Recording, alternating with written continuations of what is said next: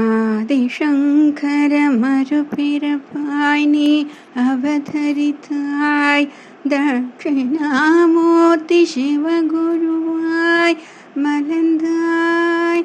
காம கோடி பீடத்து திரிபுர சுந்தரி, சந்திரமௌலீஸ்வர பூஜை அனுகிரக அருளாசி தருவாய், வளமான வாழ்க்கையும் தருவாய்.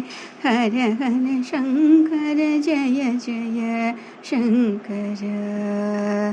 குருவே சகலமும் குரு கிருபை இருந்தால் அனைத்திலும் ஜெயம் பெறலாம் என்பதே சத்தியம். சங்கரம் போற்றி,